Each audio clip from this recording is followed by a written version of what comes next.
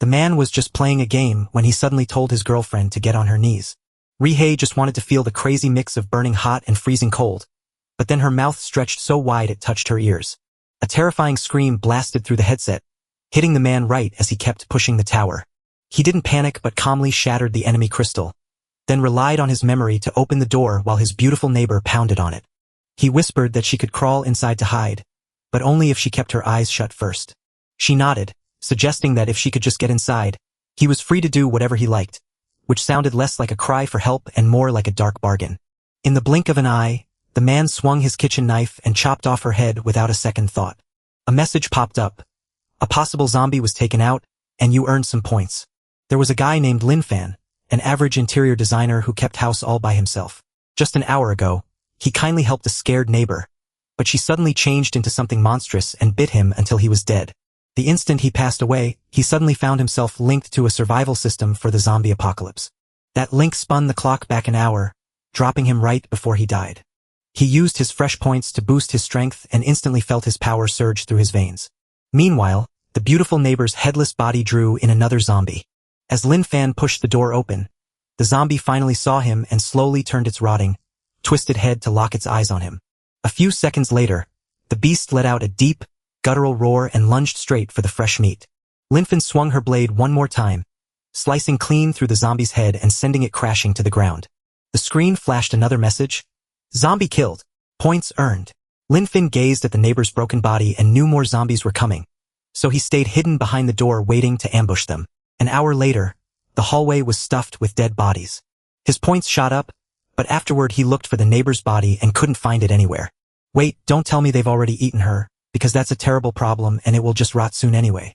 Since the hallway is a common space, I'd better wipe up this mess. He snatched a rope and lashed all the bodies together. Just as he was about to drag them to the trash heap, the ceiling light started buzzing and flickering. From the shadows in the corner, a man in a wheelchair began to creep forward. An older man who struggled with addiction died after getting shocked while trying to steal copper wires. He survived the ordeal but lost both legs. Yet the instant he spotted Lin Fan alive, he let out a wild growl and charged straight for the fresh meat. Lin Fan brought the knife down one more time, and the head rolled away cleanly. Uncle Zong, didn't you live on the second floor, so how did you climb all the way up to the 7th floor just to lend me your wheelchair? Perfect timing, Uncle Zong. I was just wondering how to move these bodies downstairs, but don't worry, I'll return them when I'm done. Lin Fan threw all the dead bodies into the trash downstairs, staring in shock as he realized the world was truly over and that he had to hunt for supplies just to stay alive. Then he wondered if the bin held trash or recyclables, sighed that living alone meant no one to chat with or answer his silly questions, only to spot the second-floor son of Uncle Zhou waving from afar, the very same guy who had once bullied Lin Fan. After he snatched Lin Fan's bicycle, the police had to step in to handle the mess. Even after he returned the item the next day, he still lashed out at Lin Fan over the whole thing, only for Lin Fan to give him a cold glare and ask, "What do you want?" He froze in his tracks, realizing that fool had finally blurted it out. He wasn't scared of waking up the zombies, so he just smiled. I'm starving and can't wait to use this gullible fool to do my bidding while he scribbles on paper and goes to get me food and water to bring to my door. Lin Fan shook his head. Why would I do that? He muttered. No way. The man's lips quivered with rage, and he muttered curses before scribbling something else down. Do just as I ask and I'll let you stay here. When the time is right, I'll lead you to my hidden base. Lin Fan kept her cool, but I'm still refusing to do it. The man's face turned dark with anger and he thought, fine, if you want to die, I'll help you. You brought this on yourself. He yelled and hurled a bunch of metal sheets at Lin Fan's door. The metal thudded hard against the floor. A moment later, the hallway filled with growls as a horde of zombies charged at Lin Fan. Sitting on the second floor, the bald man suddenly burst out laughing, mocking his lack of toughness since he couldn't even move his legs. In the next blink, Lin Fan swung his blade and sliced 2 zombie heads off in one single strike. The system chimed right away, tallying 2 kills and adding 2 points to the score. The bald man's laughter cut off dead still. Holy hell, that guy is seriously strong. He growled. Fine, you're good at what you do. But there's one more zombie out there, and now you're moving too slowly to dodge me. So anyone who dares stand in my way is going to die. Lin Fan hoisted the final zombie onto his shoulder, not because he couldn't kill it, but because he decided not to. Then, with a casual flick of his wrist, he threw the zombie upstairs, right at the bald guy who caught it on instinct and instantly wished he hadn't. As screams echoed through the building, Lin Fan waved casually and said, If you've got questions, just ask them.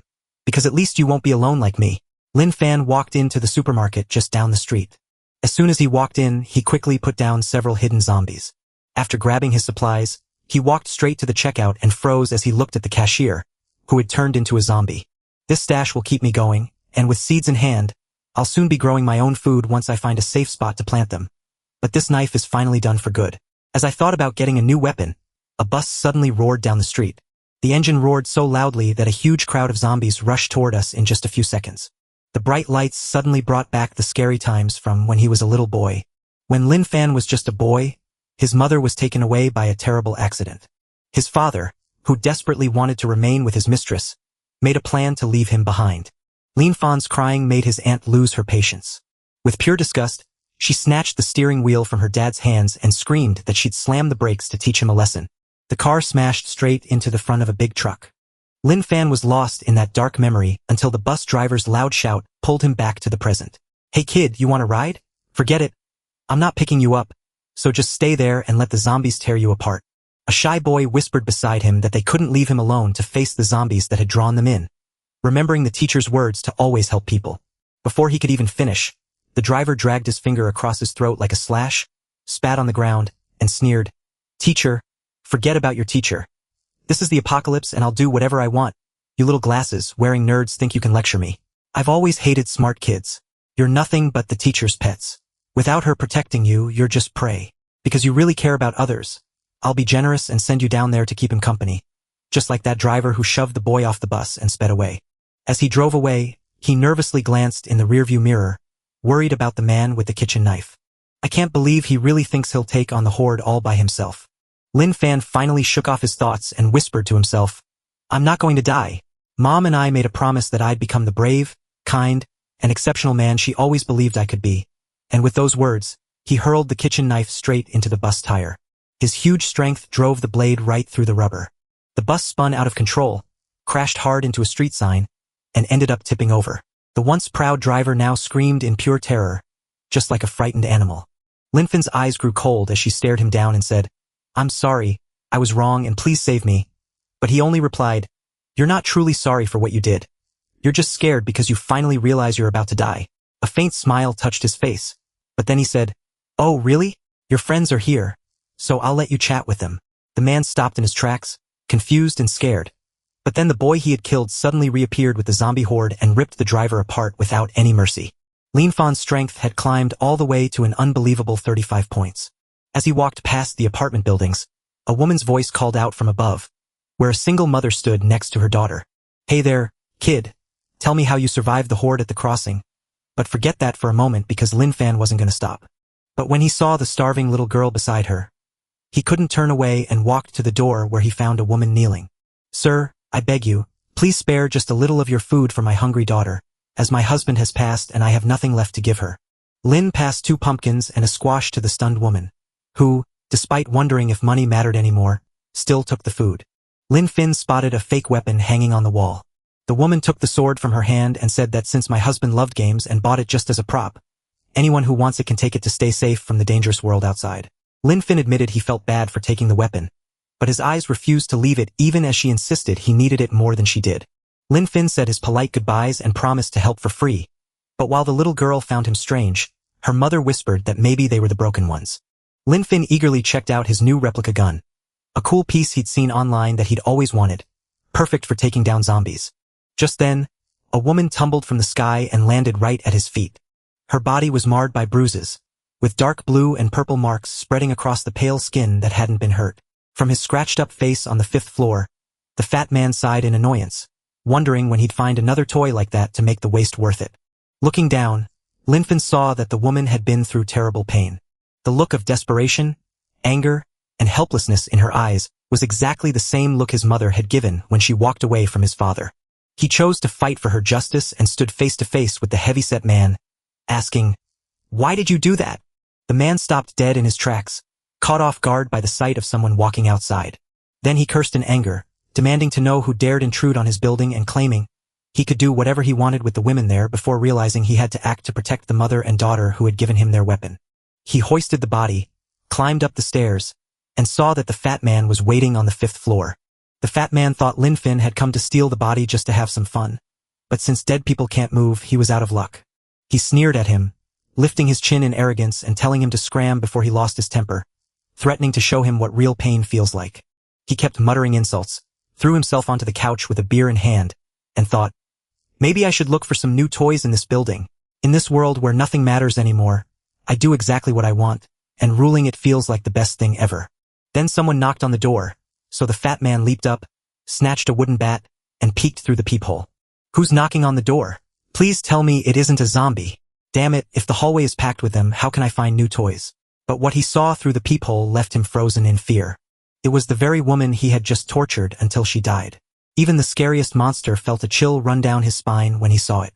Outside, Lin Fin calmly stood over a body and knocked on the door, saying, "Open up, I know you're in there," which made the fat man sigh in relief and scream, "Oh, it's you, idiot! Get lost, you lunatic. You want to die." With a cruel grin, boasting that he could just yell and have zombies tear everything apart, calling himself a genius, until the next instant when the reinforced steel door burst inward with a loud crash, knocking the fat man to the floor in shock with wide eyes, wondering how anyone could break down such a strong door with just one kick. Lin Fin looked around and found torture tools spread all over the room. The heavy man fought to rise while still screaming insults like, "What is this, you freak? You brought a corpse into my house. Looking for trouble." Lin Fin spoke in a quiet voice, saying that of course I brought her, and that you deserve to pay for what you did to her. Soon enough, the big guy was tied up, his mouth stuffed, and waiting to be taken to the police station. The fat man growled and fought back hard, screaming that you were insane and begging to be let go. Have you never seen zombie films or read doomsday books? If you had, you'd know how to stay alive, and isn't it amazing to be able to do exactly what you want? Lin Fin slapped him hard and told him that since stories are made up, he was acting like an idiot by confusing fiction with real life. The slap was so powerful it knocked the man through the police station doors, leaving him dizzy and in agony. The man muttered, asking who can no longer tell reality from fiction while claiming that bringing him here changes nothing. Now that the world has ended and everyone is gone, there is no one left to punish me. Lin Fin's smile froze into a cold glare and she snapped, "You're wrong. There's still someone left." The man's eyes snapped around frantically as his body went rigid when the sour breath brushed against the back of his neck. Surrounded by zombie cops, Lin Fin whispered that even as undead, they still serve justice by punishing criminals. The following day, a heavy armored truck pulled up right outside the city library. 3 survivors walked out looking for medical books. They looked around carefully and saw no zombies nearby, so one of them said, "Maybe we got lucky," but the leader, a sharp-eyed woman, raised her hand and said, "Wait, don't rush inside." Then she tapped a steel pillar with her knife to test the area. Her 2 friends instantly got ready to run if a huge crowd showed up. When nothing came of it, she nodded and said, "All right, let's go check the medical section first." Suddenly, Lin Fan popped out from behind the bookshelf and gave them a big smile. One boy screamed and nearly fell over in fear, exclaiming, "My God, it's a zombie!" But Lin Fan waved frantically to calm them down, insisting he was just a human and alive. When the woman frowned and asked why he was there, Lin Fan held up a gardening guide and smiled, saying he was just reading in the library, a fact that made one man mutter that it was a dumb question before the leader hissed for silence. The group politely asked Lin Fan not to make trouble, and after he agreed to keep his voice down, they exchanged uneasy looks, suspecting a trap, though one whispered that his game-like sword made sense while his behavior seemed crazy. So the leader decided it was best not to provoke him and quickly urged everyone to grab some books and leave. She felt a strange chill in her gut that Lin Fan wasn't someone to mess with, though she had no proof, only her instincts screaming it. The 3 of them rushed their search and got ready to go. Lin Fan, eyes still on the page, shouted that they were leaving, and the 3 of them froze instantly. Afraid of causing trouble, the leader tried to stay polite as Lin Fan explained that borrowing so many books required registration since they aren't personal property, leaving the 3 listeners stunned until one spat angrily and questioned if she'd escaped a psychiatric hospital, only for her to calmly reveal that the apocalypse and zombies outside had changed everything, causing his face to darken as he wondered if she was truly insane or just pretending. One of the men had already sensed danger was coming and simply told his friend to stay out of trouble and mind his own business. Lin Fan tried to calm them down, saying he just wanted to warn them that the outside world is dangerous and that they should stay out of trouble, while also introducing himself as Lin Fan. "I live in apartment 704 of Building 2 at the Sunshine Complex, so if things get messy, just come find me. I'm tough enough to take on 100 zombies without a scratch." The 3 shared a silent nod, agreed he was mad, and bolted out of the library with their leader just before Lin Fan could speak again. They vanished so quickly that I didn't even catch their names, and he just shrugged and mumbled it off. Whatever, but morning is the perfect time to study if I want to survive on my own and master farming. While the sun beats down on the desert above, deep underground, scientists in heavy suits work without stopping. Every day the zombies get a little bit more alive, which means they are actually changing and growing stronger. Let's forget that and focus on this. Can we actually make an antibody? This virus is nothing like anything we've ever seen. It doesn't look like any known strain, and you're talking about people who died and came back in another form. Back in the city, Lin Fan shut his farming book and headed home to his apartment building. He spotted a perfect spot to grow food, but since it belonged to everyone, planting there might draw out zombies or mad neighbors. So, he yelled out, "Hey, I'm Lin Fan from Sunshine Complex, Building 2, Apartment 704, and starting today, I'm planting veggies right here. So, does anyone have a problem with that?" Just as he'd hoped, his loud cry pulled every nearby zombie toward him. Even the people hiding in nearby buildings broke through the glass and leaped out in just seconds. Before anyone could blink, the open field was flooded with the undead. Lin Fan pulled out his weapon and cut them apart, making their bodies split open like soft tofu. His points shot up in an instant. A few minutes later, the ground was piled high with dead bodies, so Lin Fan's garden was safe from any zombie attacks. Just to be sure, he yelled out to the neighborhood one more time, "Does anyone else have a problem with this?" Since no zombies showed up, a sudden, terrible hunger struck him, so he decided to grab something to eat and go check on the mother and daughter. He picked up a soft-shelled turtle from the market, brought food for the two of them, shared dinner, and then the woman spoke in a gentle voice. Knowing that nobody helps others for no reason, she thanked him for all he had already done for them, admitted she didn't want to make him uncomfortable, and explained that since her husband was gone, her daughter Lin Fan knew what to do if anything happened to her, while he calmly put down his chopsticks and asked exactly what he needed to do, leaving her frozen and surprised by how quickly he agreed. She blushed and quietly asked, "I want to go with you and my daughter," leaving Lin Fan blinking in confusion until he realized she meant moving into his apartment complex, which he readily agreed to by offering to speak with the property manager. She looked at him with total confusion, wondering if they were even talking about the same thing. While a busy man across the city was getting calls that felt like a chance to save someone, his phone buzzed and made his face light up. "Hello," Mr. Shin answered in a formal tone, only to be met with a caller asking about a rental property, which sent him freezing in shock before he immediately hung up, muttering that it must be a joke because he looked out to see the world ending and the apocalypse spreading rapidly, leaving only their complex's strict security to keep them alive while rescue helicopters never showed up in the sky as they waited. Just as Shun fell deeper into his despair, the phone rang again, and he shouted before the caller could even say a word. Lin Fan, looking totally bewildered, shouted back, "Are you crazy? Why are you shouting? I'm just trying to rent your place." Shin slammed the phone down in a rage, leaving Lin Fan to sigh and wonder what's wrong with him before she decided to call back anyway. Shun's forehead veins bulged as Lin Fan calmly called him an idiot and asked what he truly wanted. "Mr. Shin, I just want to rent your place, so please don't get so worked up." Shun's patience finally broke, so he laughed and shouted from the top of Tower 3 that if anyone wanted what he had, they better bring their courage and climb up to take it for themselves. Once the deal was done, Lin Fan waved goodbye to the mother and daughter, telling them to stay put while he rushed off to sign the contract for them right away.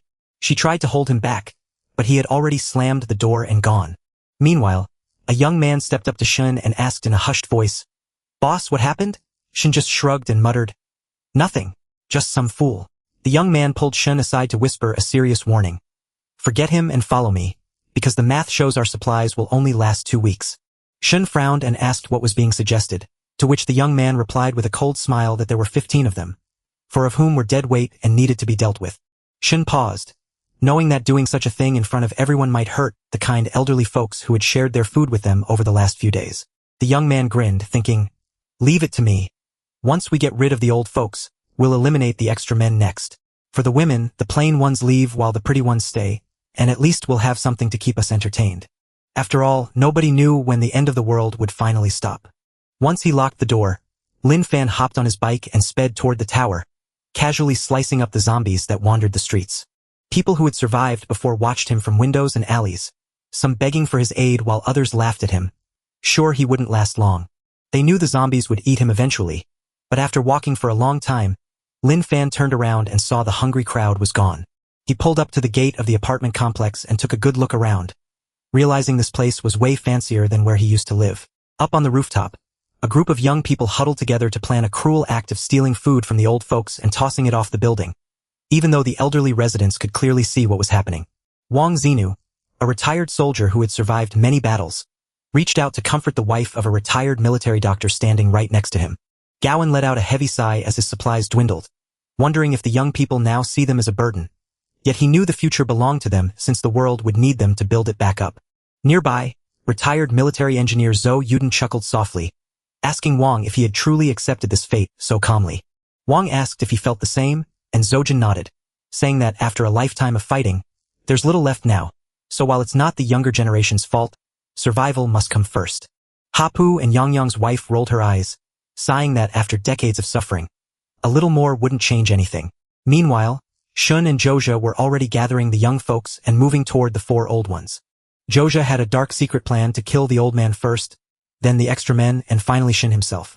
That way, all the women and supplies would be his alone. But Wang Zongju stepped forward to speak to the group, knowing exactly what we were thinking and telling us not to worry. We aren't taking your supplies, and you don't need to push us off the building because some stains never wash away and will haunt you forever. So us old folks will go downstairs ourselves to face whatever happens next.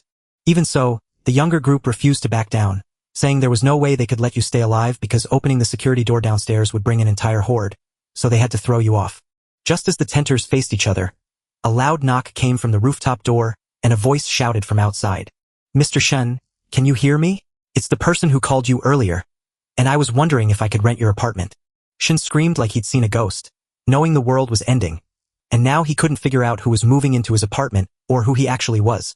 Before he could even stop talking, the heavy iron gate ripped open with a loud boom.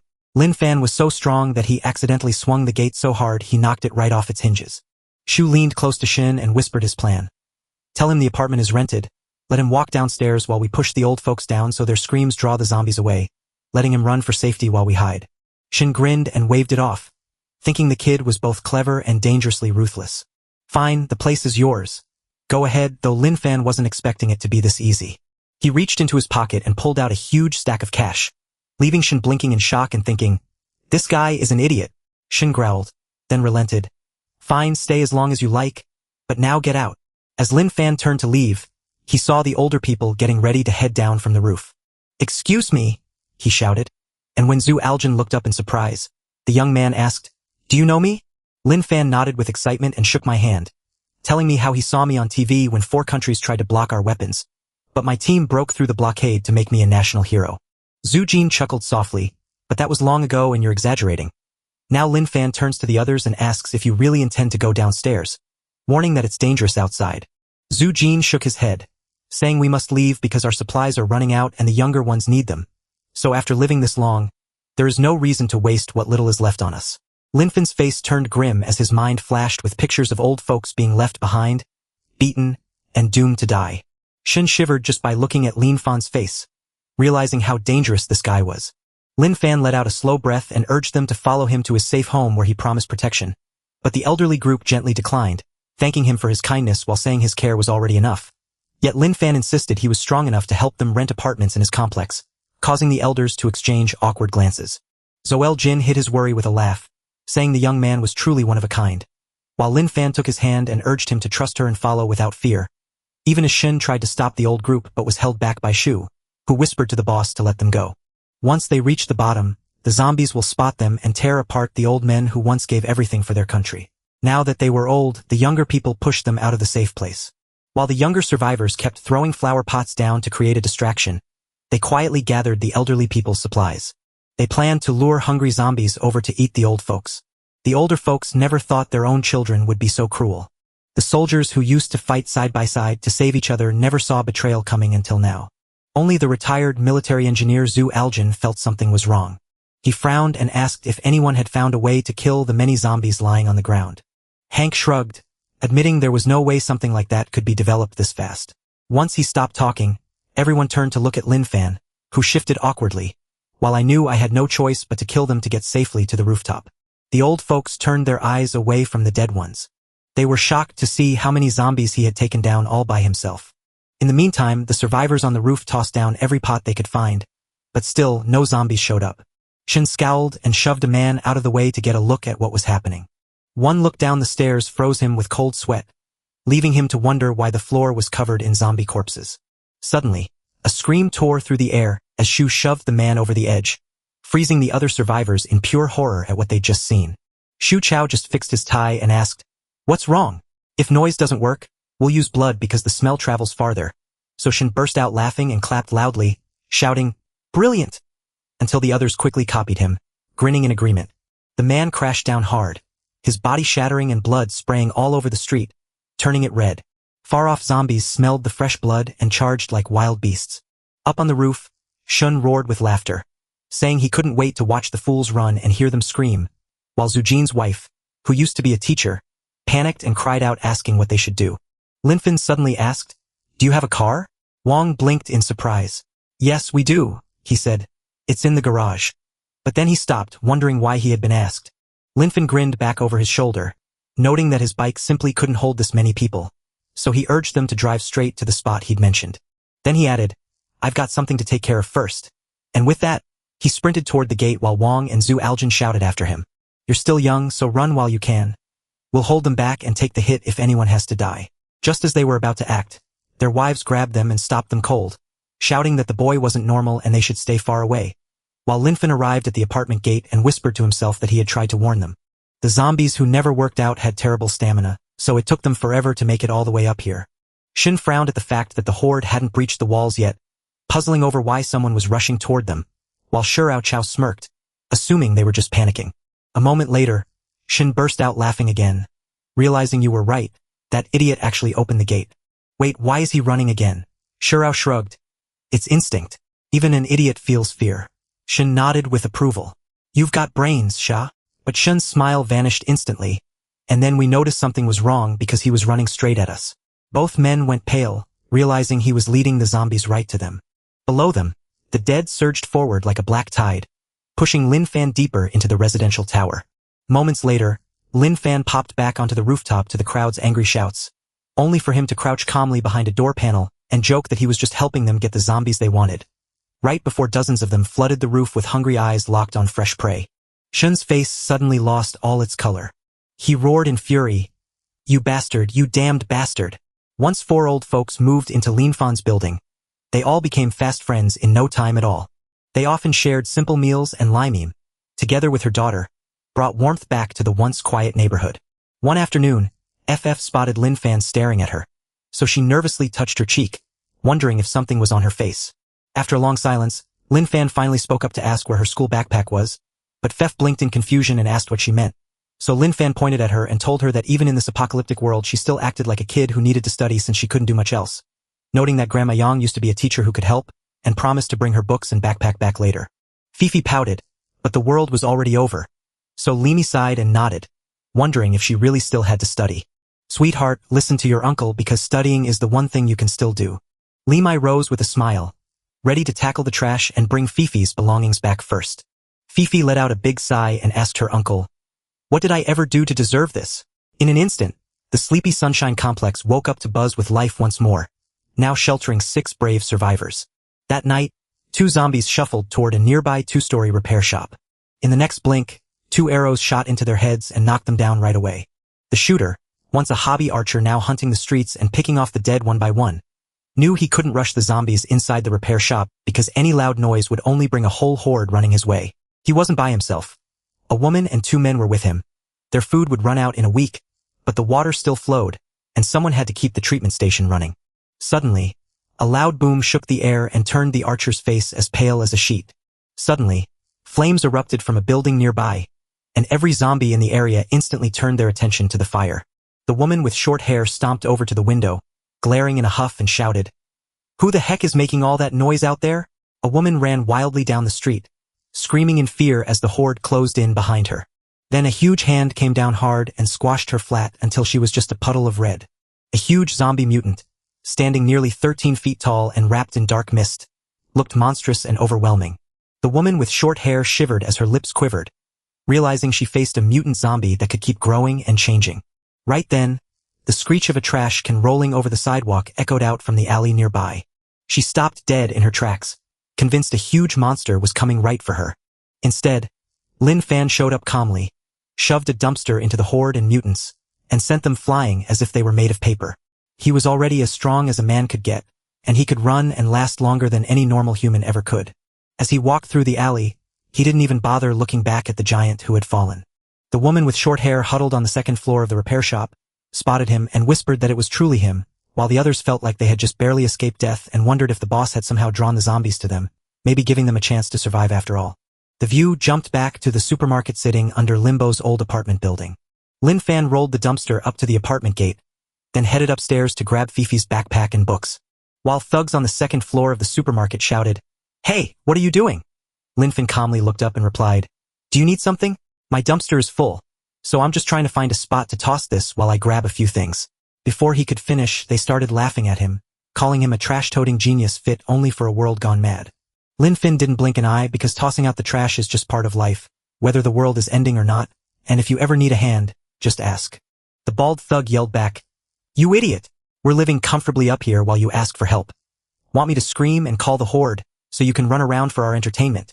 Without wasting time arguing, Lin Fin waved goodbye and walked away. That quick reaction only made the gang more cruel, so they lured the zombies over just to watch someone get chased, convinced the second floor was safe because the zombies couldn't fly. Then the four men started screaming into the street, sounding just like broken loudspeakers. They screamed out for minutes, but not one zombie showed up. What the hell? Where are all the zombies? There's no way this whole area is clean. They couldn't have just disappeared. Across the street, Lin Fan stood behind another building's gate and glanced back. "Relax, they're almost here," he said calmly before vanishing, leaving the grumbling thugs to call him a buzzkill even worse than the zombies, until the ground suddenly shook as heavy footsteps thundered closer. No, something is approaching, but what on earth is making that noise? Before they could even finish talking, a huge and monstrous face suddenly filled the window on the second floor. In the blink of an eye, the giant zombie squashed and ripped 3 of the thugs to pieces.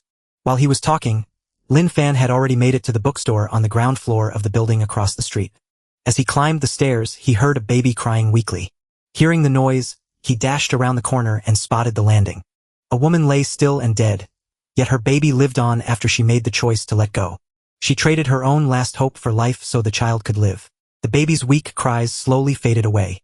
Lin Fin carefully took the baby from the dead woman's arms and awkwardly tried to calm its tired cries. He spotted a tiny diary tucked away inside the blanket.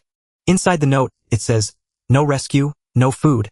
I'm getting weaker, and I don't think I'll last much longer. While I watch the dead rise as zombies and, knowing I can still think clearly, I realize I have to do whatever is needed to protect my baby. I was so scared of accidentally biting her that I shattered my own teeth and taped my mouth shut, making sure that even if I turned into a zombie, I'd be too hurt to ever harm her. My baby is named Mink, so if anyone finds her, please let her live, or at least keep her safe outside so she won't get eaten." Lin Fin sighed softly, murmuring a quiet farewell before promising to do whatever it takes to save your daughter. As soon as he spoke, a basketball rolled in a weird way right toward his feet. A moment later, a zombie that looked just like Garfield threw itself at him. It zipped by way faster than any zombie he had ever seen before. Lin Fin's eyes widened with shock, and he swung his sword, wondering how such a dangerous thing could be there while the baby was still alive. Then he saw the truth. The creature had been using the baby as bait to lure in people. Thinking quickly, Lin Fin slashed his sword and cut the fast zombie right in half. The system chimed, granting 3 extra points, and this new one felt strangely smart. From the creature's remains, a faintly glowing red crystal suddenly popped out. Linen blinked, muttered to himself, and concluded that this bookworm zombie must have read so much in the bookstore that it had truly learned that knowledge is power.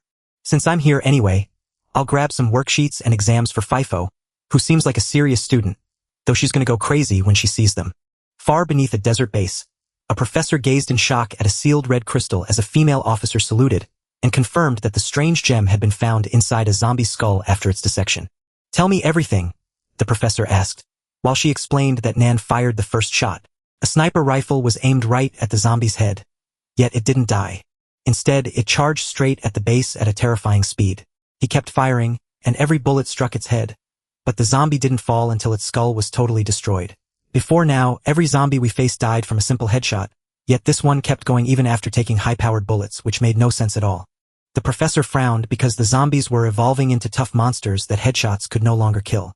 Right now, only 2 bases in China still have lines open: the Dragon Palace and the Galaxy Base. He let out a deep sigh and wondered if humanity could ever save the world from these ever-changing undead monsters. The officer hesitated, blushing, and then suggested a crazy idea based on zombie novels where creatures grow crystals in their brains to evolve. When humans kill zombies, they soak up the crystal's power and become stronger than anyone else, so maybe this crystal does the same thing. The professor stood there completely baffled, staring blankly at the idea of zombie novels since he'd never read a single one in his life, while Lin Fan quietly walked out of the bookstore with the baby he had saved. His slow walk caught the eye of a woman looking down from above. Susul was once a famous baking influencer known for her cake videos, while wearing fancy lace Lolita dresses. Lin Fan suddenly turned his gaze right at her window. Susul gasped, ducked behind the ledge, and held her breath, praying he hadn't spotted her hiding right there.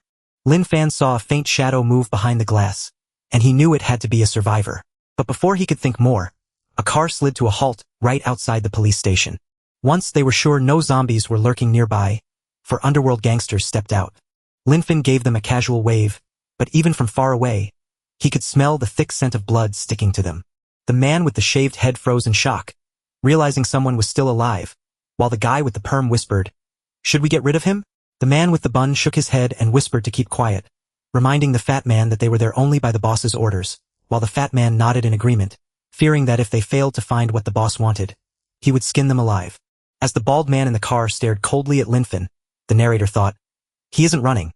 Once those guys grab the weapons, I'll tie him to the bumper and let the zombies tear him apart." Before he could even finish thinking, Lin Fan's face suddenly popped up right outside the car window with a strange smile. Lin Fan stared him down with a calm but sharp voice and asked, "So, what exactly are you doing here?" The bald man nearly shouted. "What?" He was across the street a second ago, right as the 4 men who had walked into the police station came back, carrying stolen weapons. "Hey, why is this guy still here? What the hell are you two doing?" One of them muttered as the shaved-headed man snorted. "Of course we found the boss's stuff." The man with the curly hair stared at Lin Fan, who calmly replied to the bold kid's shock about how he was still alive despite walking alone through the streets. "I try to talk to the zombies first, but if that fails, one swing and they're gone," leaving the guy with the perm looking completely confused. The bald man's temper flared, and he whipped out his pistol, pointing it straight at Lin Fan. You might wonder just how valuable this truly is, yet Lin Fan stood perfectly still while you 4 broke into the police station to grab some weapons. The man with the shaved head sneered at him. "Are you crazy? It's the end of the world, so of course we stole them. We've done things you can't even imagine." But he never finished speaking before a flash cut through the air and his head rolled off his body. Just then, Lin Fan gave a dry apology, saying he'd forgotten you were human because he's so used to chopping down zombies for his own safety. Everyone froze in shock as the man with the bun reached for his gun, but he never got a chance to pull the trigger. Lin Fan chopped him in 2 with just one mighty blow. The last 2 men froze in pure terror, unable to keep up with his impossible speed and left wondering if he was even human. Inside the car, the bald man yelled, "Idiots! You're making too much noise. The zombies are coming. Get in now." As guttural roars echoed from every corner nearby, a horde of rotting corpses charged at the car like mad animals. The bald man floored the gas pedal and zoomed off without a glance, muttering, "Game over for you idiots. The boss will handle the rest." The 2 men left for dead let out a scream, calling him a coward and demanding he turn back. Lean inside as he slid his blade back into its sheath, noting that even the most excited zombies can't stand injustice and are just trying to do their civic duty. The 2 men stared at him in horror, frozen with fear, while the civic-minded zombies, who had only arrived because he had killed people, watched in silence.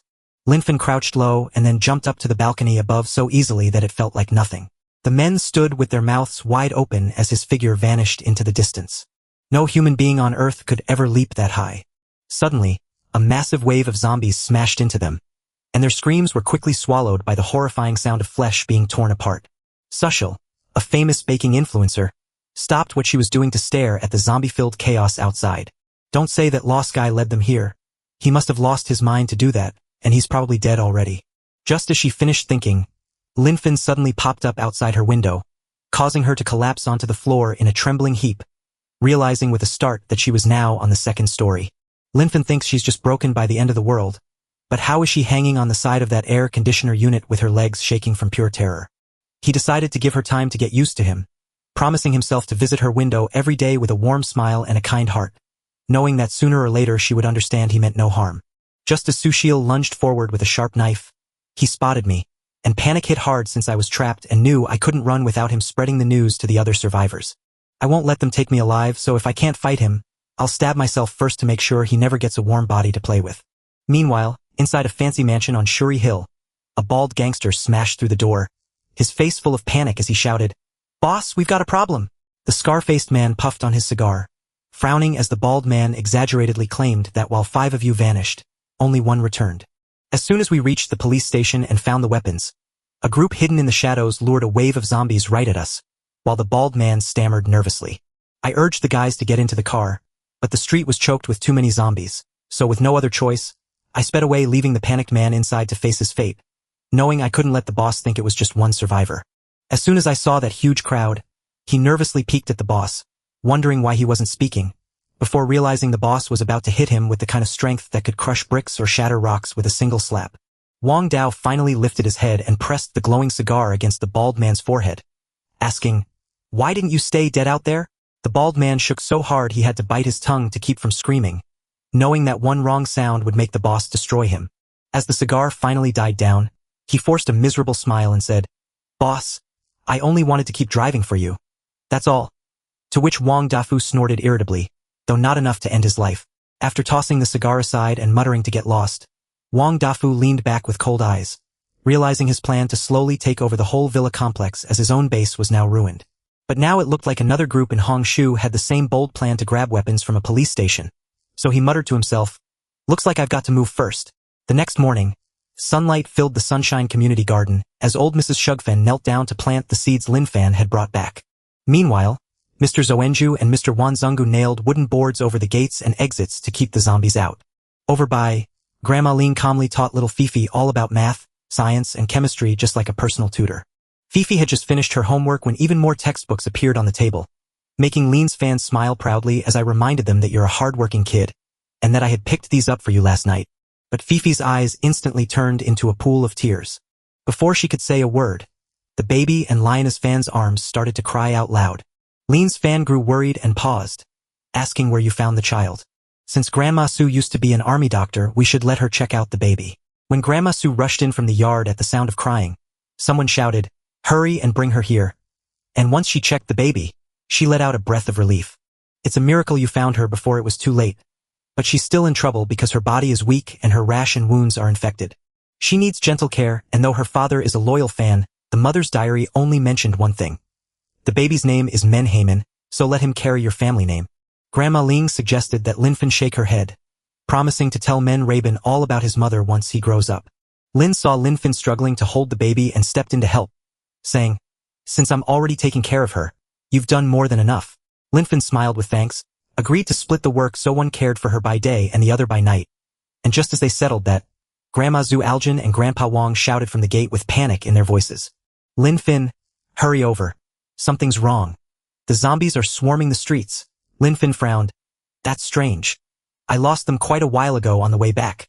"Don't say the zombies are changing," Linfen muttered, remembering how a truck had zoomed past just minutes before. The driver honked his horn over and over, pulling every zombie in his direction. It looked like he was keeping the undead busy so another group of survivors could gather their supplies. "Yeah, I saw it too. So let's rush now while we still can and grab everything we can get." "Brother Wang, something feels wrong. Why did that truck turn around and come right back?" "Yeah, he's up to something sneaky." When the end of the world started, I was just sitting at home with my wife and son while the madness outside made my heart sink. With our food running out, I hugged my wife and child, telling them to stay safe at home while I went out to find more supplies so we could keep going. The moment I stepped out, a dead mutant chased me, but just as I thought I was done for, a truck suddenly appeared out of nowhere. Suddenly, two figures burst in, one with a shield and the other wielding a steel pipe, and as a team, they took down the monster in just a few seconds. I wanted to follow them, but they ignored me until I told them my wife and child were still trapped at home starving, and then they finally agreed to help. They begged me to pack my family and rush to their shelter, and for a split second, I thought I'd found the good guys, but that was just the moment the real nightmare started. The second they laid eyes on my family, they attacked, pinned me down, and killed my wife right in front of me. She couldn't take the abuse anymore, so she tried to fight back. They pushed her out of the third-story window of that unfinished hotel. I wanted to fight back, but they grabbed my 8-year-old daughter, so I froze because I knew if I tried anything, she would be next, and I couldn't do anything. I won't let those monsters leave this place with a single one still breathing. I'm heading over there to check. But wait, Lenfong, don't go. Are you a zombie, too? Why won't you stay away from the Sunshine District? Please don't bring any trouble here because we have elderly people and children inside. It feels impossible to talk sense to the dead, Wang, so do you honestly believe Lin Fan can actually pull this off? I honestly think Lin Fan is some kind of super soldier because his strength is so huge it's hard to even imagine. Maybe one day, when the world wakes up again, Huang City will be where it all starts. And Lin Fan could end up helping build it all over again. Grandma's show went well, and he's okay. Just a few scratches because the airbag kept him safe. The blood was just from his nose, so it wasn't a big deal, which made them both feel relieved. Even so, the streets outside are a mess, and we need to give them a proper cleaning. This whole mess started because of him. So besides him, who else could clean up this disaster? Something feels off, yet I still can't find a reason to disagree with Lin Fan. Is this heaven? No, this is Sunshine District, our true home. Now that you're awake and able to move, hurry outside and clean up the infected bodies before the smell gets too bad. I'm Shen, a former network repair tech who owes you my life. But now I must save my daughter from that man's grasp, especially after you caused all this trouble and tried to run away. You need to clean this mess up first, then give me your address so I can get your daughter to safety without charging you too much. Though I'm surprised to see the delivery guy here since my dad should have sent him to pick me up instead. Your dad already paid me up front for this job, but here he is again. That same man has shown up once more. There's a little girl with him, looking about 8 or 9 years old. What was that? It was his daughter. Oh no, he's staring right at me with that creepy grin. Since that scary monster couldn't catch me, he grabbed a little girl instead. Just thinking about what might happen to her makes me feel sick, and I can't help but wonder if this cursed apocalypse really lets people do whatever they want. That woman in the cake shop acted so strangely, like the end of the world had driven her crazy. Forget it and don't worry, Ting, because people who act that strange are very dangerous.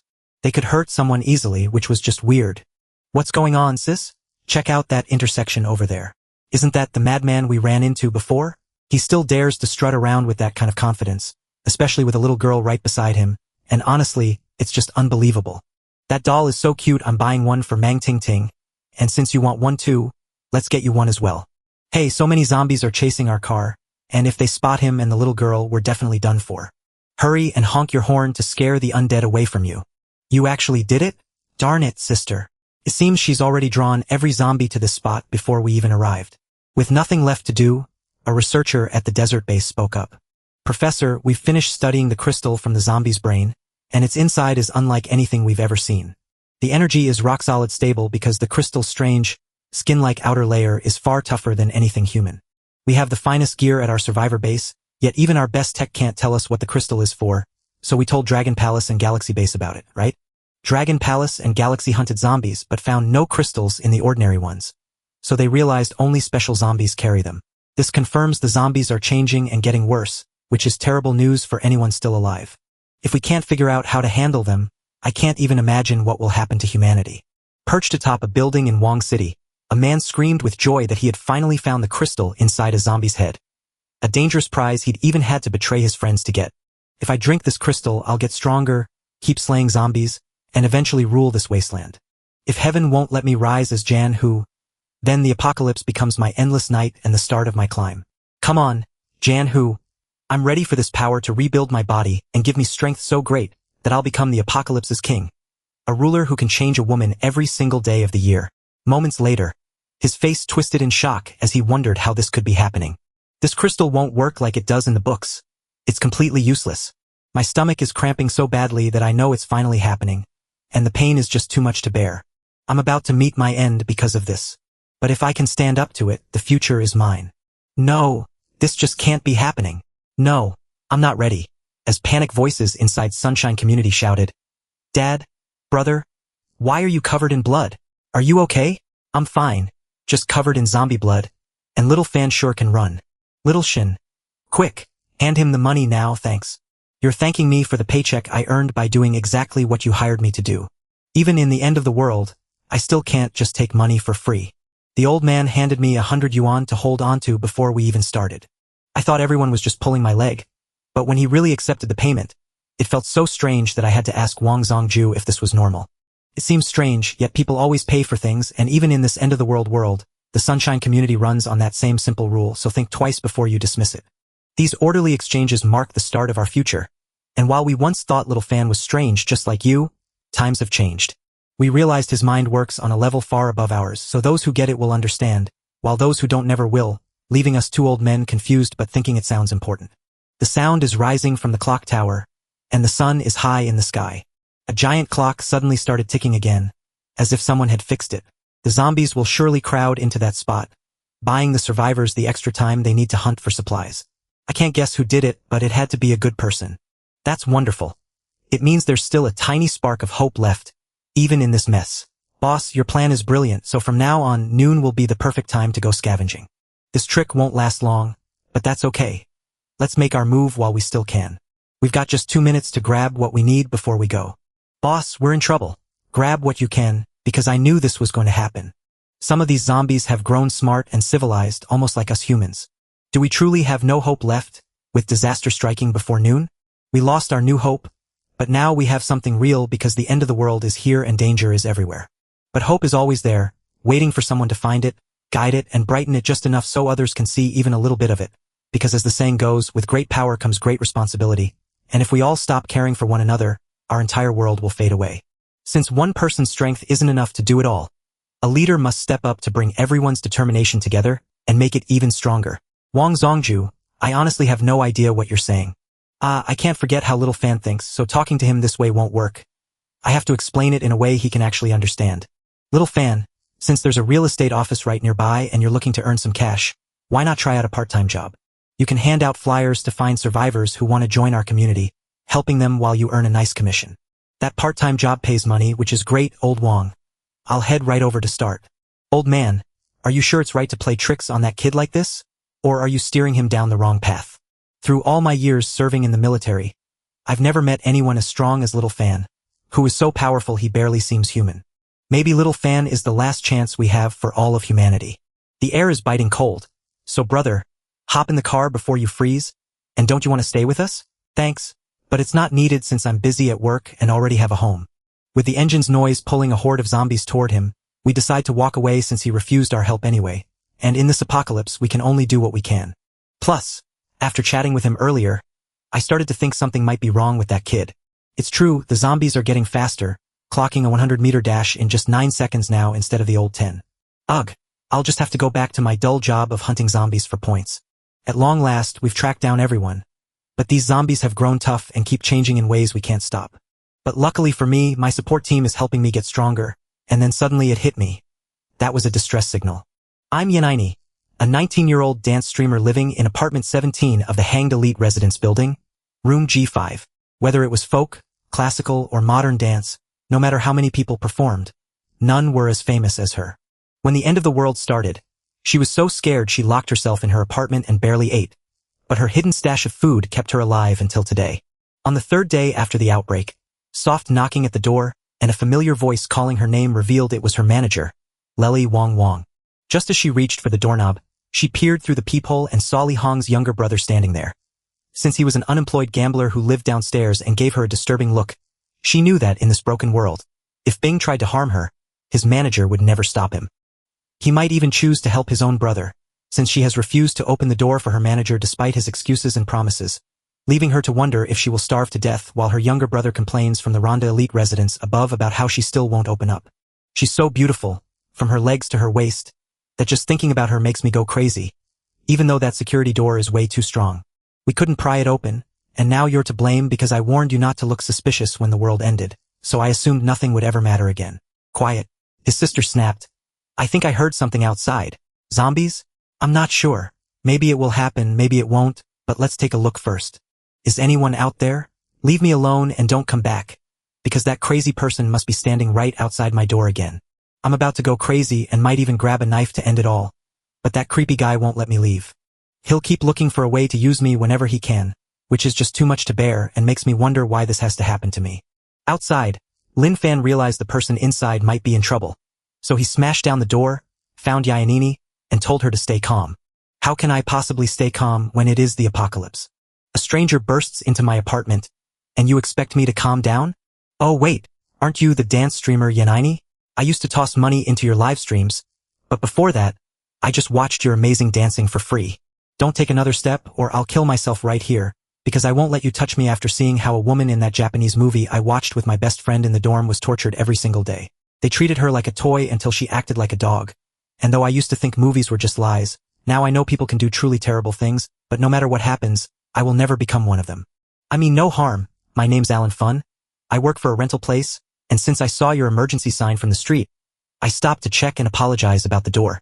I knocked, but silence answered. So I forced my way in to find her still stunned, making me wonder if anyone could really smash a security door open with just one punch. Lin Fan lifted his hand just a little, admitting he only stopped by to make sure you were okay and to tell you about some houses. Your home isn't looking very good lately, so why not move to Sunshine Community if you're interested?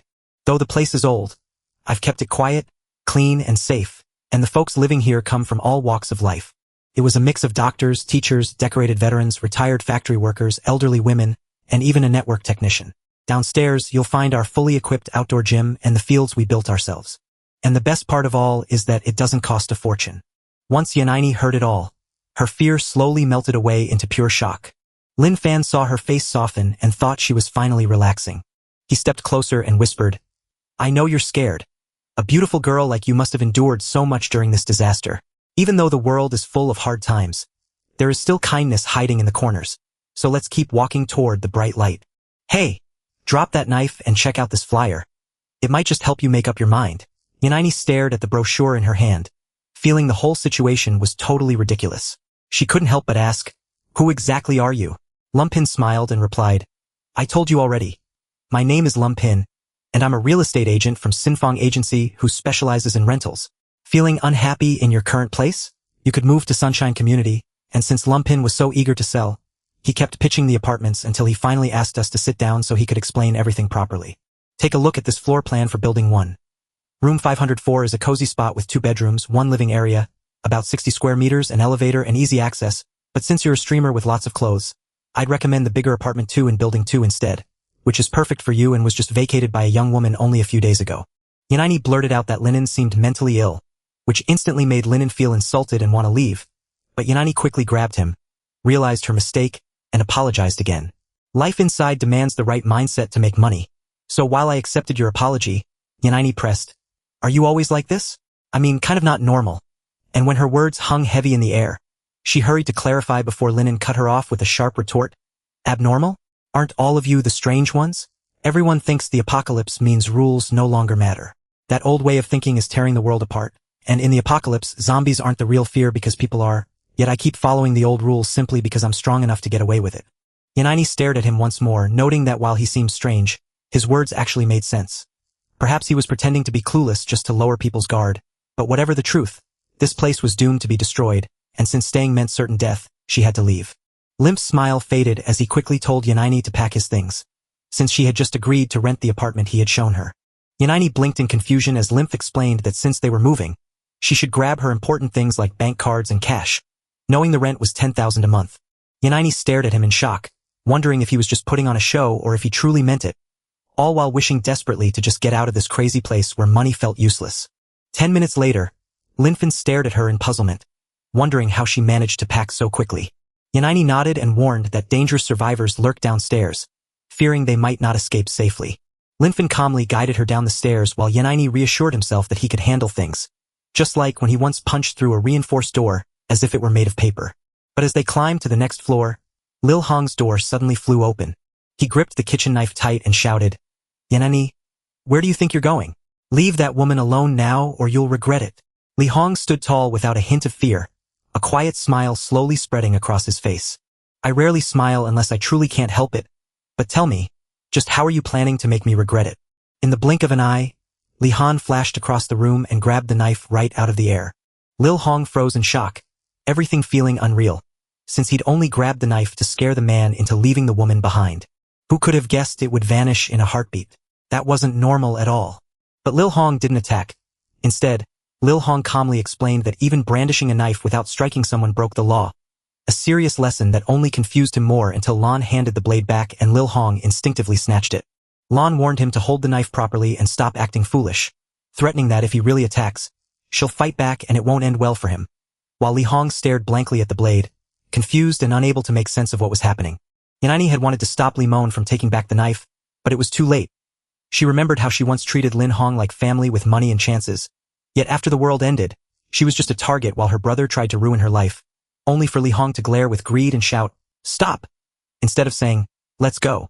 Lil Hong glanced sideways and asked coldly, something else? While Li Hong stepped forward holding a kitchen knife, shouting that Lil Hong wanted her just for her body, which made Lil Hong offended until he then stared at Yanaini with a disgusting grin and warned her that staying meant only him. But leaving could mean meeting many other men. Maybe just a few, maybe dozens. Fat ones, ugly ones, short ones, they'll take turns until you'd rather die. Can you imagine it? This is the apocalypse. No rules, no right and wrong, and nobody in this place cares about you. So stay put because then you only have to deal with me.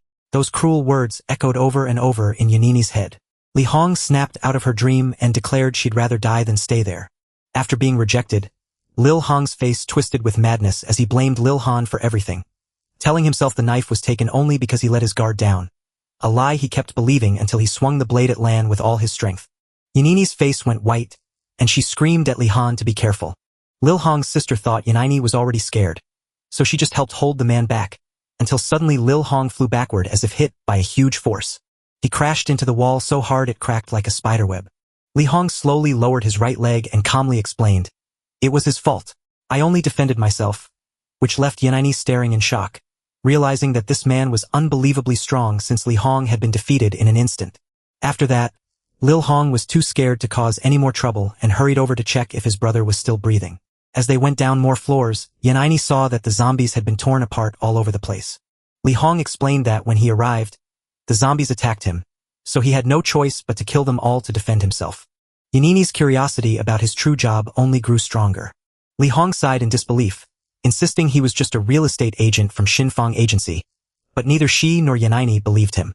It felt just like a cheesy action movie, with a normal guy on the outside but a monster hiding inside. After stepping out onto the street, Yanini kept asking questions while Lil Han replied that the apocalypse made everything hard, so he still needed money just to survive. "Don't be fooled by the realtor talk, because I'm also a security guard who keeps the neighborhood safe and gets paid for it by the old man." Just like Yanini realized when he found out another clue about my job. Lil Han shook his head, explaining that while he doesn't do deliveries, he sometimes helps survivors with odd jobs for extra money, which made Yanini secretly excited and imagine him as a powerful protector with a perfect hidden identity, causing her to laugh out loud and making Lil Han look at her strangely, thinking it's a shame such a nice girl is so foolish. For the very first time, Lil Han had ever brought a beautiful influencer home. Naturally, Wang Sung-ju got it wrong and thought Lan had brought a woman back for romance. He gently told him to live life to the fullest while he was young, warning that waiting until it's too late only leads to regret, so we should all make the most of our time together. "Grandpa, I'm still young and healthy, but you're practically falling apart already, and even though it might be rude to say, I still have my retirement card." Li Han shivered with fear as Grandpa spoke. "What weird nonsense are you saying?" Just then, Lil Han walked in with a tray of food and shouted for everyone to come eat. Lan brought out Yanini and said, "This is my sister, Lil Han, and she's a fantastic cook. And this is her daughter, Fifi," who looked at Yanini and said, "Uncle Lin will definitely like you." While Yanini just patted Fifi on the head and told her she was adorable without saying a word. After that, Lin Fan brought out Shun and his daughter Ting Ting, showing that Shun is a top-notch network tech. The four elders, Zheng Gang, Zoe, Jin, and the grandmothers Shugi Fan and Leonine, were all incredibly strong and skilled. Once the introductions were over, Lin Fan led Yanini to the table, where he finally tasted a homemade meal that hadn't been this delicious in ages. "Miss Lin, your cooking is amazing," Li Mai laughed. "So if you like it, eat more, because food is hard to find these days and this is already a huge treat compared to what most people have." Yanini couldn't believe she had found warmth and comfort again in this ruined world, and she knew fate must have led her to Lin Fan for a reason. Then Elderong asked her how she got water where she lived, clarifying that as a retired military officer he knew water was vital in harsh times. And Yanini answered honestly that while she was afraid the zombies might have poisoned the tap water, she eventually tried it because she was so thirsty and it turned out to be safe. Everyone was shocked and thrilled because we'd never dared drink tap water, always relying on Brother Lin to bring us purified water. So if the station still works and the contamination doesn't spread, it means amazing news for all of us survivors. Elder Wang looked beyond the present moment and realized that since the station draws water from the river, someone must still be living there to run the treatment systems that turn the dirty river water into the clear tap water we use at home. Zhou Jin agreed that if someone is truly keeping the water clean, they shouldn't be left alone to die or starve when their food runs out. Lin Fan ate happily, and I'll head off to check later since I know exactly where the water station is. Yini, still new to everything, didn't grasp the full danger. Yet Lin Fan kept eating and calmly replied that there was no danger. Or even if there were, he still had to go. "I don't get how that place works, but since water is too precious for all of us, anyone risking their life to keep our supply flowing during times like this deserves more than just suffering. They at least need a hot bowl of rice." Once Lin Fan was done eating, he stood up and said, "All right, I'm off to the water station. So if you need anything brought back, just holler and we'll stick to the same old rules. When they heard the service fee was just 100, everyone rushed over and surrounded him, each one begging for a different kind of supply. Yini stared at Elder Hang with a confused look, wondering if Lin Fan was some kind of super soldier, while Elder Hang stayed silent, expecting Yini to figure it out on her own. The view changed to Hong City's water treatment plant. Inside the control room, the bald station manager Hank Kai kept sighing as his mind began to give out. We were forced to eat, drink, and even use the bathroom right there in that room until the place felt unbearable, and Buddy admitted he was finally reaching his breaking point. My brain feels like it's slowly breaking down, and that shut door keeps tricking me into seeing a warm light glowing brightly from the other side. I'm just a regular guy who can't take this anymore and would crawl through a raw water pipe just to leave this place and get as far away from the city as I can. There might not be any zombies, but if I leave, the survivors will lose their only water, so what do you think? Should I stay or go? The little dog barked twice, giving him a clear answer. Hankai strapped a cell phone to the farm dog's body, so he could use the animal to lead the nearby zombies away. He also had to check the station's gear over and over again. If the water plant shuts down, the city runs dry and the survivors plunge into deep despair. Even the dog was pulling his paw so hard to help people. Being human, he just wouldn't give up that easily. While everyone else was waiting, the dog dashed through the tight hallways of the station. At first, it moved fast and smooth, but suddenly one zombie burst forward with such speed that every step kicked up a strong wind. The zombie trapped the dog in a dead-end alley. Just as things were getting critical, Lin Fan happened to ride past on his bike and spotted a zombie that looked oddly strange. Whether it was a human or a zombie, he greeted them out of habit, but the zombie quickly switched targets once it saw Lin Fan completely ignoring the dog. The creature was far too tiny to satisfy it, so it lunged at Lin Fan with all its might. Lin Fan gripped his sword and readied himself for the fight. In the next second, a bright slash flashed through the air, dragging a fierce gust of wind as it tore the zombie into its upper body, head, and lower body. It snapped apart so cleanly that the crystal inside even broke into shards from the hit. Lin Fan flicked his weapon to brush away the black slime, then glared at me and said, "I warned you that charging blindly is dangerous, didn't I?" The rescue dog trotted up to Lin Fan, knelt down, and wagged its tail so cutely. Lin Fan patted his head and cheered, "Look at this adorable pup. Will you take me to the survivor?" The dog seemed to get it and happily trotted ahead to lead the way. Every zombie that stepped onto the path was instantly taken care of by Lin Fan. As Lin Fan watched the dog, he grew to love it more and more, thinking it was such a smart little friend, until finally the dog led him right to its owner's hiding spot. The room sat all alone, its owner clearly gone after meeting danger and never coming back. Seeing the dog look scared, Lin Fan patted its head once more and said, "Keep on leading the way." Deep inside the dark filtration room, Hankai slumped in the corner, feeling like a total mess because he got swarmed by zombies before he could even check the gear, and now he's wondering if his friend is safe while the scary horde still roams outside. If I leave now, it's too risky, because if I don't get back to my room, the dog will be locked out and will surely die when he tries to return. As despair took over, he suddenly heard a dog barking outside, and though he thought at first it was just his imagination getting worse, a real human voice answered him. He couldn't believe anyone was out there and kept telling himself that he absolutely must not open the door. After Lin Fan called out many times with no answer, he simply smashed the iron door open. "Hello, I'm Lin Fan, a security guard, rental agent, and courier from Sunshine Community, who is just a good person looking for survivors without any bad intentions." When Hankai spotted another human, tears welled in his eyes, yet he convinced himself it was just a hallucination because no one could possibly be here, let alone a security guard. This had to be a hallucination, so he thought the zombies had broken in while he was still trapped in his delusion, until Lin Fan placed a firm, real hand on his shoulder and said, "Don't be afraid. I came to get you out of here and you're safe now." Those simple words hit Hankai harder than anything else, and he collapsed into Lin Fan's arms sobbing, finally relieved that someone had come to save him after he thought everyone had forgotten him. Lin Fan smiled, knowing that anyone who carries firewood for others deserves warmth instead of freezing, and with the heart of the city's hero, she finally apologized for the wait before taking the rescued Hankai back to the Sunshine Community and handing him a steaming bowl of white rice. Little Tinting watched his uncle devour the food as if he'd never eaten before, prompting Sister Phi to joke that the man must be the reincarnation of white rice, while Lin Fan frowned, confused why Tinting called Phi sister when the boy is older. Faye answered with pride, knowing she's completely under my control now, so calling me sister is the very least she can do. While the dog crouched beside Hankai in total confusion, wondering why his human was so hungry after eating just that morning, Hankai quickly polished off the whole bowl. "I was so hungry I couldn't stop myself from eating way too much."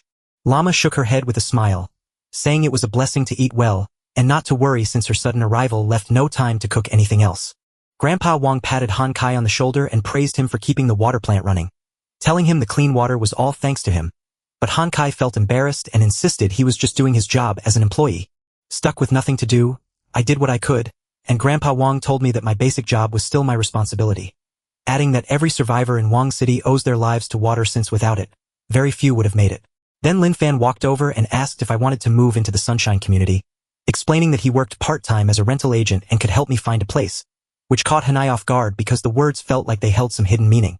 Grandpa Wong hurried to explain that Little Fan's offer was a room for anyone who wanted to stay, with rent only a cheap $1,600 or $1,700 a month.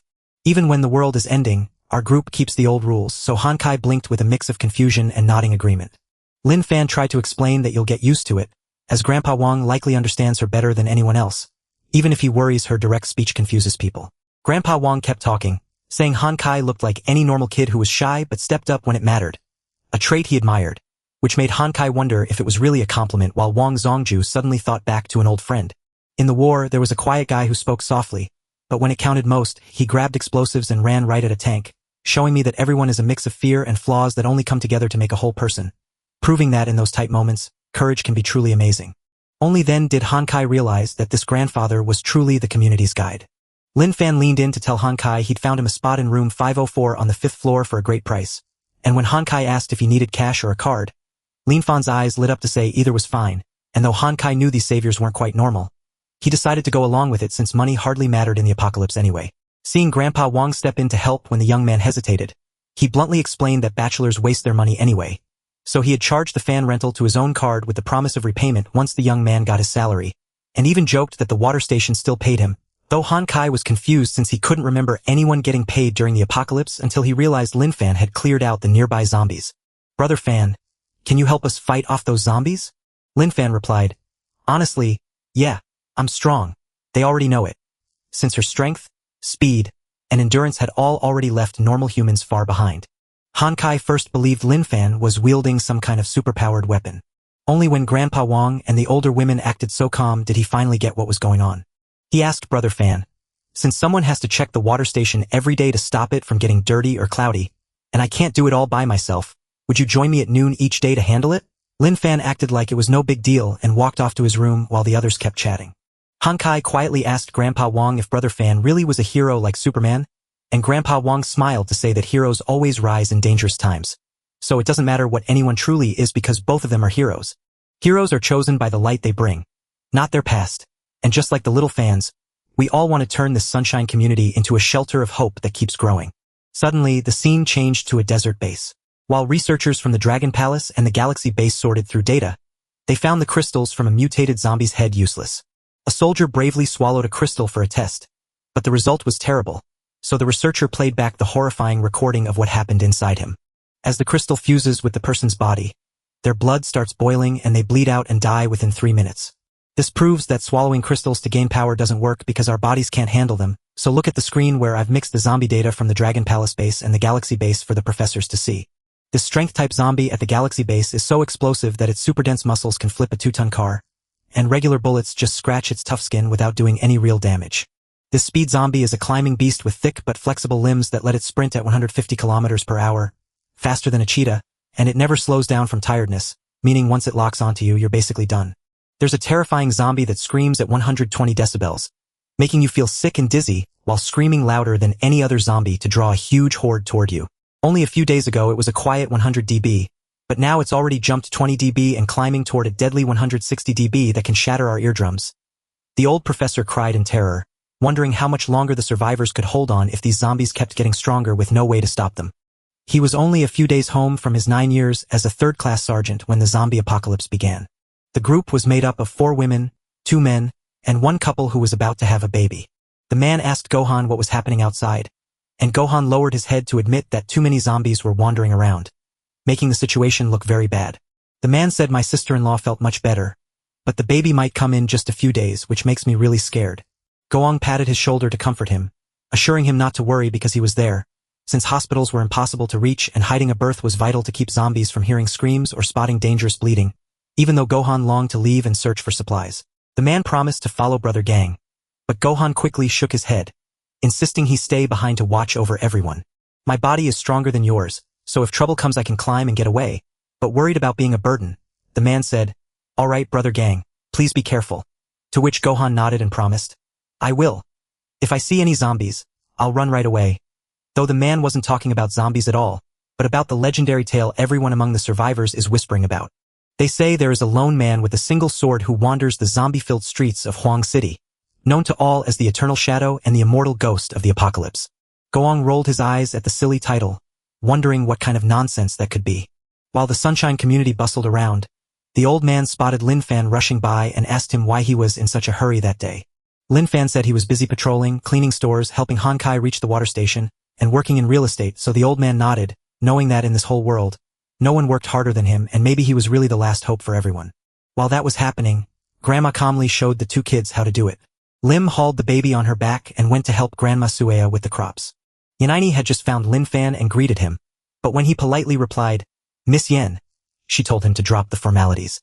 "You can call me In or Yanini," Lin Fan said. "Really? All right, Miss Yen," Yanini asked. "Brother Fan, Grandpa Wong says the city will return to its former emptiness. Do you truly believe that?" "Do you believe it?" Yanini looked at him. "If I hadn't met all of you, I wouldn't, but now I do," Lin Fan replied calmly. "You already know the answer and have faith. As long as you keep believing, you will succeed," Yanini admitted. "I still don't fully understand.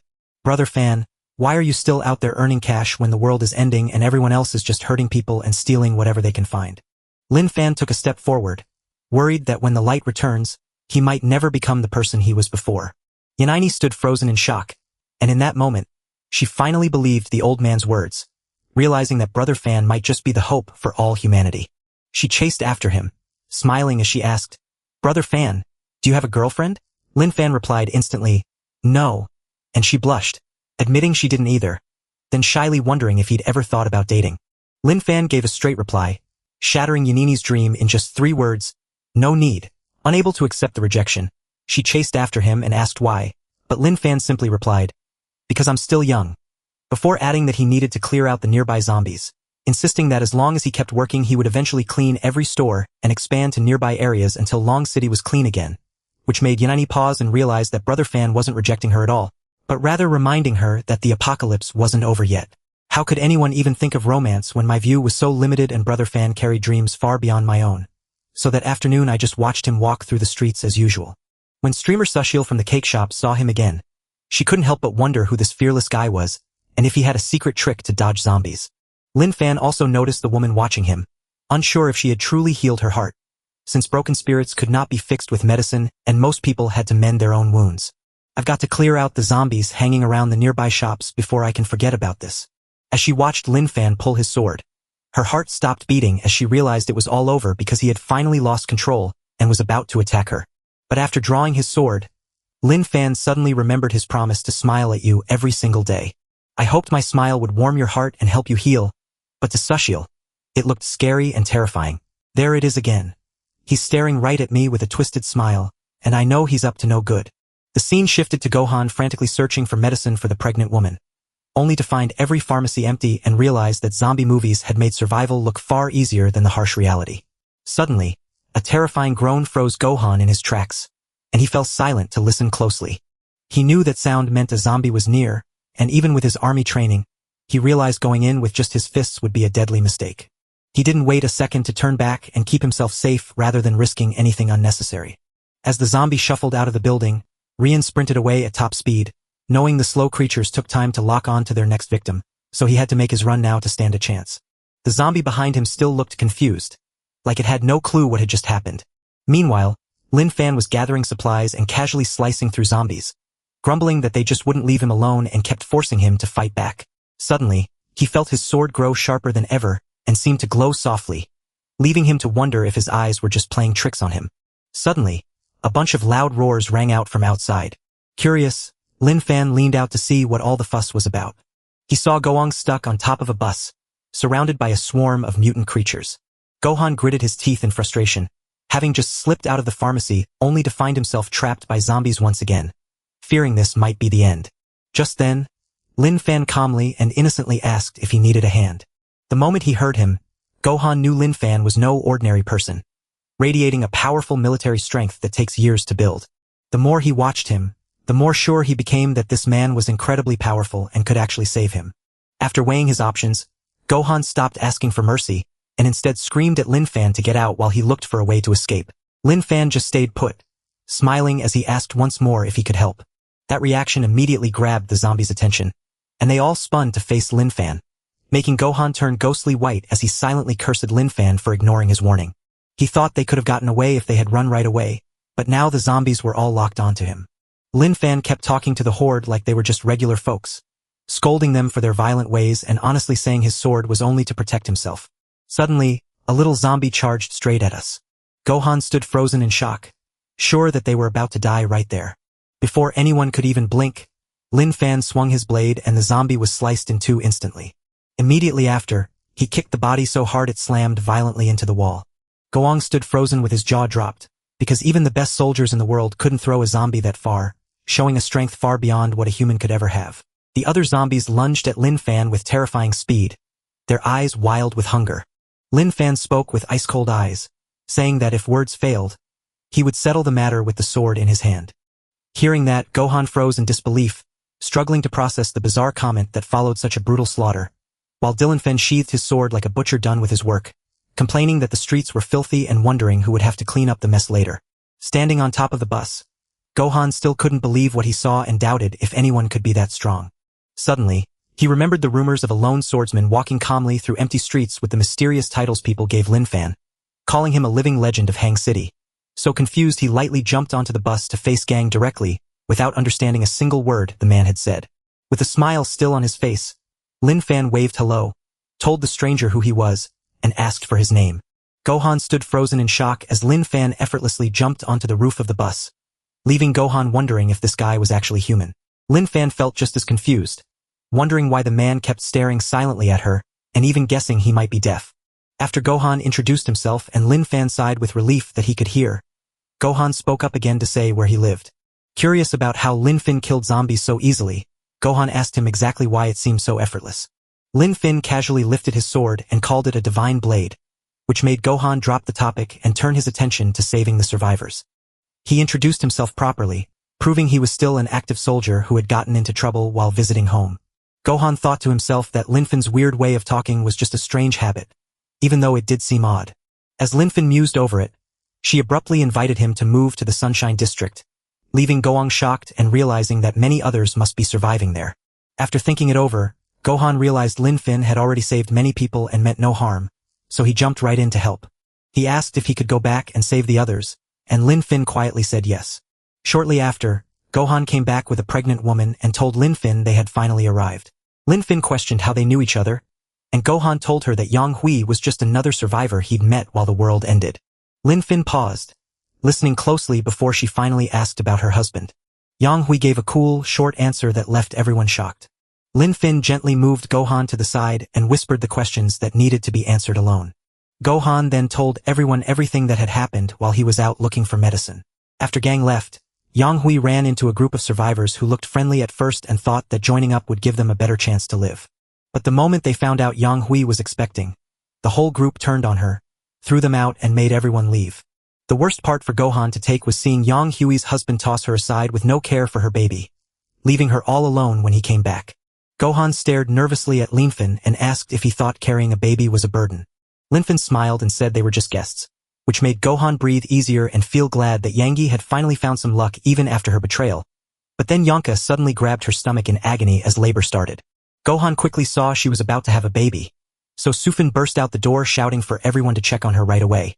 Before Gohan could finish, Sufin urged them to bring Yengue inside while Lin Fan comforted everyone by explaining that Sufin was a seasoned military doctor who could handle the situation. After waiting a while, everyone anxiously asked how Yang Hui was doing. Sufin walked out of the room to say that the baby's head had dropped low, birth was near, but things were deadly dangerous, so she made the men leave, asked Mayani to help her, and they were forced to try delivering the baby in a very risky way. The moment he heard that, Lin Fan sprang to attention, drew his sword, and realized that giving birth in such a place was so deadly that one slip could cost lives. When Lin Fan got ready to go, Mr. Wong asked where she was heading, and she smiled to say that giving birth needed loud cries to build up strength. So she asked him to guard the district gate to keep the area safe and let her deliver her baby peacefully. Gohan worriedly argued that it was too risky, but Lin Fin insisted they had to make enough time and a safe spot for the baby to be born. Lin Fin told us that in the end times, people made hope, and often the smallest children were the ones to light the first spark. That unborn baby was the future everyone hoped to keep safe and pass on to the next generation. He calmly said it was his job as the Sunshine District's guardian to keep the area safe and breezy, a duty his recent paycheck made him honor. Right then, the little girl curiously asked Mr. Wong about the General Lin Fin had mentioned because she wanted to hear the story. Mr. Wong smiled as he told a story of General Dong leading his men in a desperate fight to hold the line just long enough for a female soldier to give birth safely.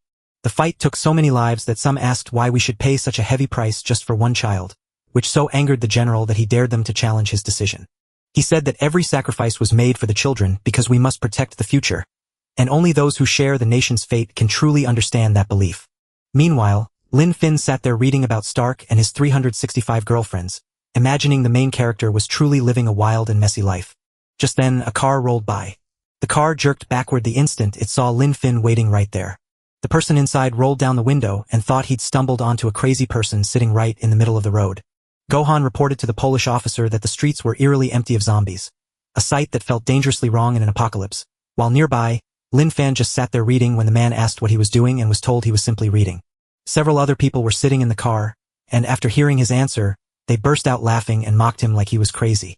A group member proposed moving into the house right in front of Lin Fan, but the leader refused, fearing that nearby zombies would spot them and that Lin Fan's shaky mind could only make things worse.